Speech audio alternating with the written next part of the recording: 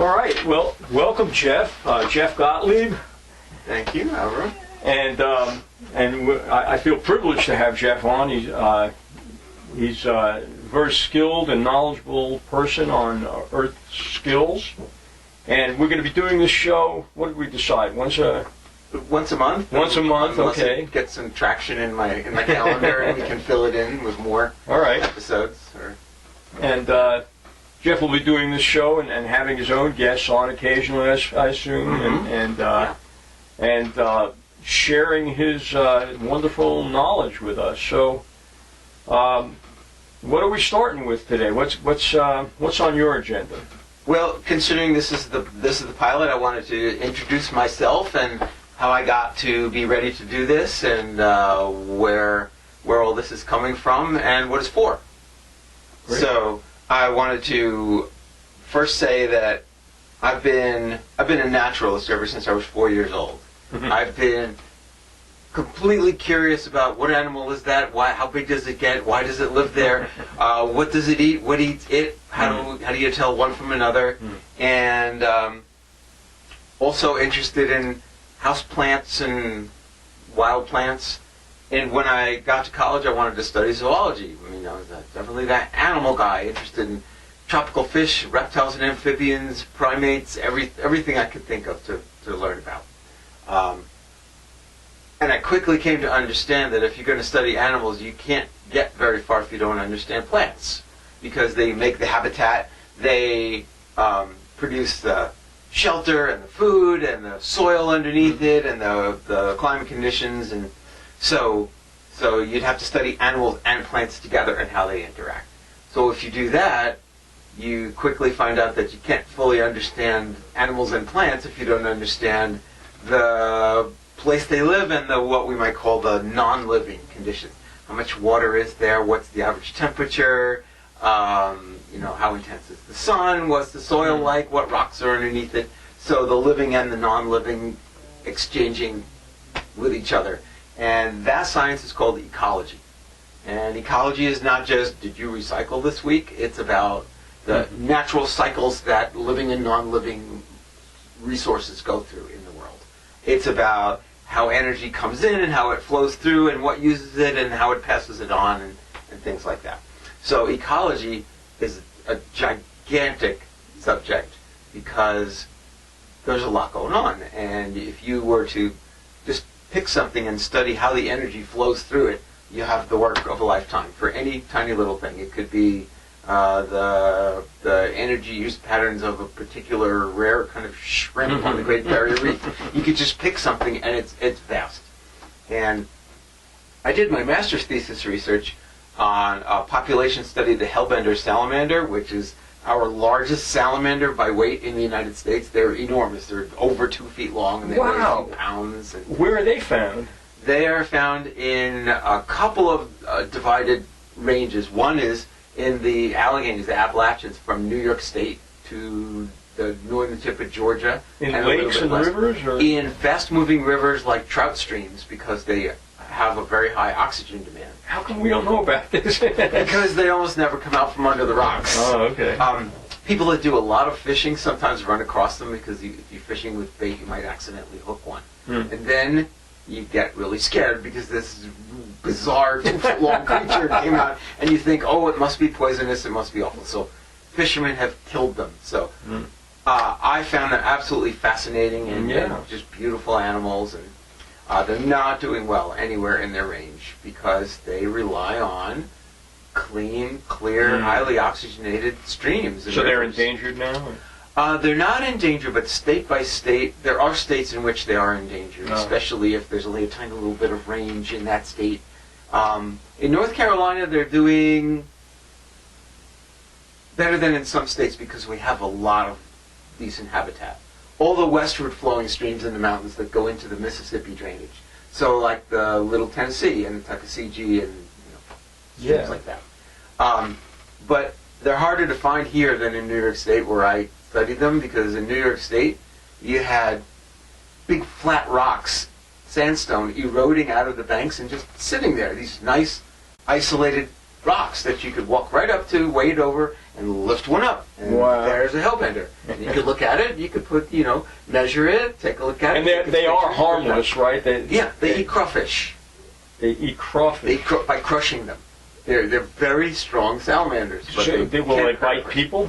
No, they won't bite, but if you grab one and you pick it up, it will thrash around and it will open its mouth. And if you're a friend of mine in graduate school did this, he said, I wonder how hard they could bite. So he stuck his finger in the hellbender's mouth. Not that hard, but memorable. Yeah. That's the word. Memorable. They're very, very, very short teeth, just for gripping their food. So no, it didn't really cut at all. Oh, yeah, that's interesting. But, if you're going to eat a crawfish by crushing it, you got to have a set of chompers. Yeah. So yeah, they're wonderful. I would guess. Yeah. So that's how I started out on the path that I'm on. Just as a side, where did you graduate from? Which? Oh, I have my bachelor's from Oswego State in upstate New York, and my master's degree from St. Bonaventure University. Okay, I'm very familiar with it. I actually lived in Oswego. It's in a charming town. 1973. Oh, you were there just before me. I got there in 1976. Oh, okay. So, yeah, it was nice. The beautiful campus on the lake. Yeah. Yeah, so I had great mentors, and that's been one of the key things in my life as far as getting me interested and having me learn things that I've wanted to learn, is having people with vast experience willing to help students learn. And it almost didn't matter what it was they were teaching, just the way they went about teaching it. It just gave you tools as a learner. It was great. It was great.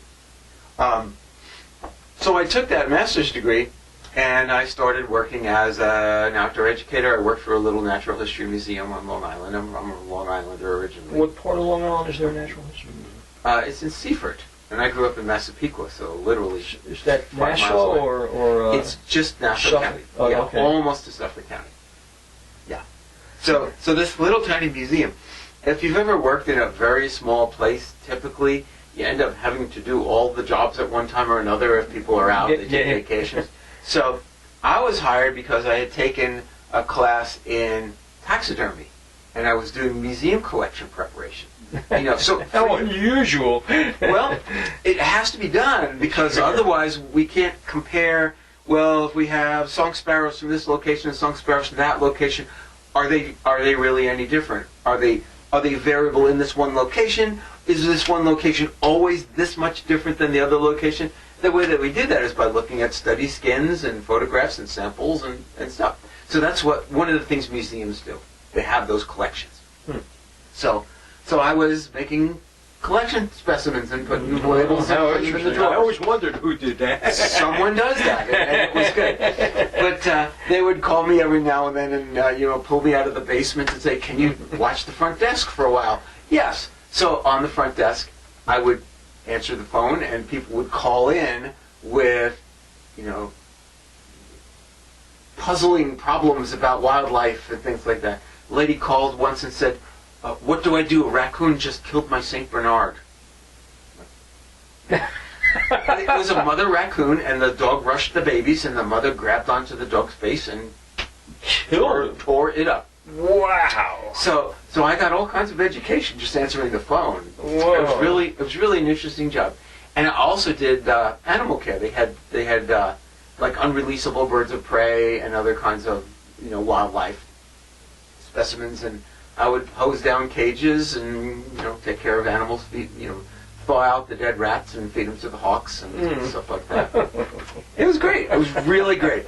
And one day, the education supervisor said, "Can you teach this program? The school class is coming." And what she really meant was, "Have you done these before?" But that wasn't what she asked me. Yeah. So I said, "Sure," and I just stepped up and taught this class, a little nature program, and found that I really liked it.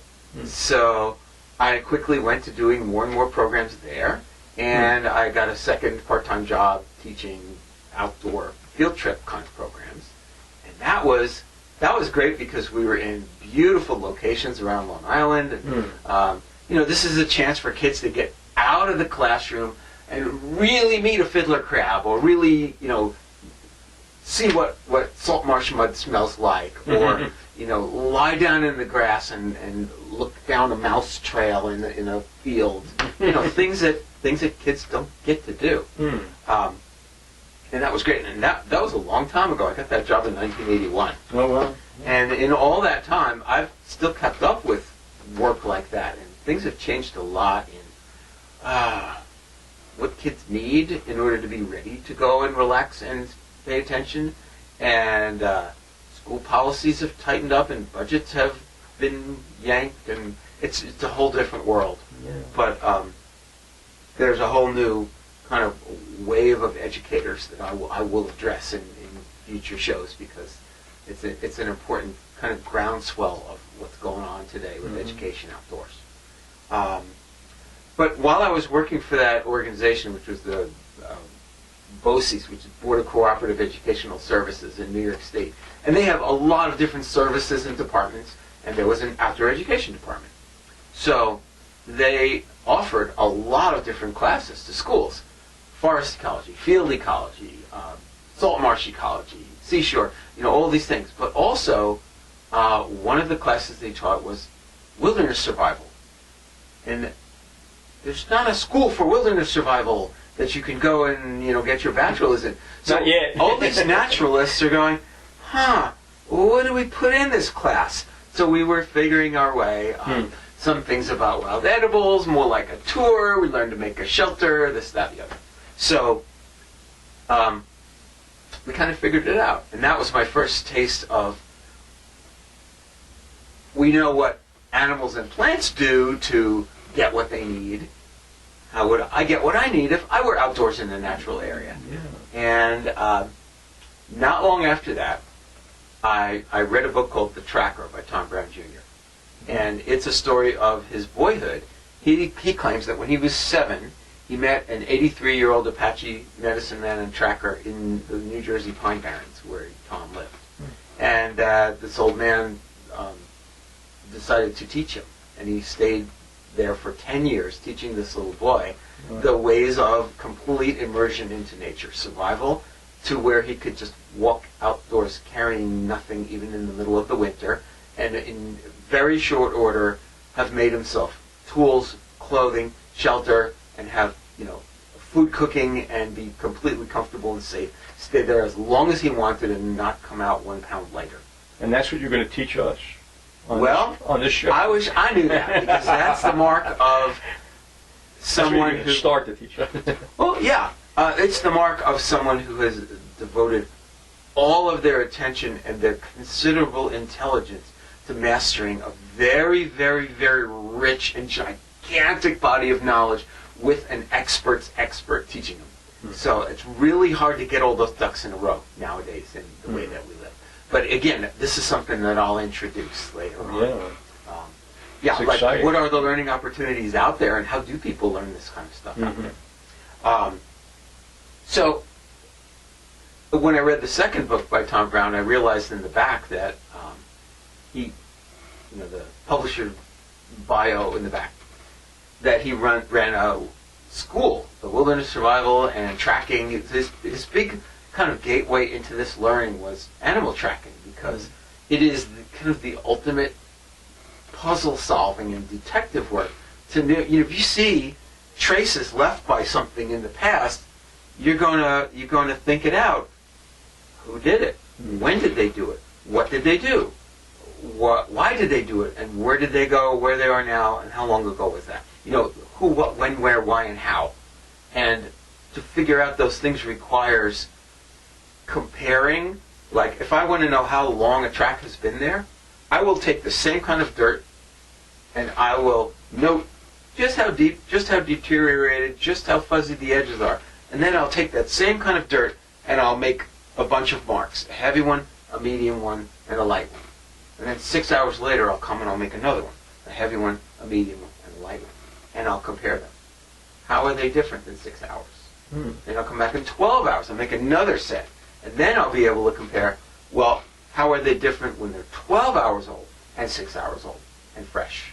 And so there are all these, truly, this is scientific method at work. So I mean, you could go and do this on your master's thesis level, or you can do it out in the woods to learn how to survive. It's really the same way of inquiry. It's the same way of using your brain, which I thought was great. Because you often run into people that poo-poo science because it doesn't, doesn't take these things into account or whatever. What they're complaining about is what people have done with science, not the scientific method. The scientific method is a way of asking and answering questions, isolating variables and realizing your limitations. And, the humble scientist would tell you exactly what those limitations are. So anyway, that was another part of my path. So I went there thinking, I want to learn more about wildlife. This class says I would be able to see more wildlife than ever before. And I said, great, that's what I want to do. I want to see more wildlife than ever before. So I went to this class, and the way to see more wildlife than ever before is about the nature observation and tracking. And it's a long, dedicated, little bit at a time, requires your complete resolve sort of path. And the other things that we learned were, how can you learn which plants are good to eat? And how can you take a knife and start with a block of wood and end up with fire-making tools and start a fire by friction? How can you, all these different, literally survival techniques. If you go out into nature all by yourself, how do you take care of yourself?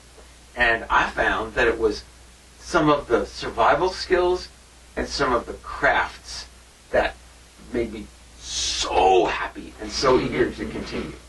Because a lot of the crafts, being able to do them depends on the materials. And that means you have to know one plant from another. If you know that you want these kinds of fibers to make this kind of rope to do this kind of job with it, you have to identify one plant from another. You have to know where it can be found, where not to bother to look, how to identify it even from a distance. It's kind of a standing joke that we drive down the highway at 65 miles an hour going, dumping, black willow. We're identifying plants as they go whizzing by, and we ought to have bumper stickers that say, "May naturalist may screech to a halt at any moment," because there's always something interesting, and you might have to get some of that. So it's about the plant ID, and also, if you want a particular material, it's not ready every day of the year. You have to know what season, why that season, what's going to mature first. If you have several examples of the same plant, which one is going to give you the best materials? Is it because of the growing conditions? You have to identify what's the soil type, how much water is it getting, all that kind of stuff. So this goes back to the ecology. And if by survival you're talking about catching animals for food and hides and bones and all different products, that's another gigantic subject, because to be able to trap an animal, you have to know exactly where it will be and how to get it to walk exactly where you want it to walk, step exactly where you want it to step, and be attracted to the thing that you think is bait for that animal.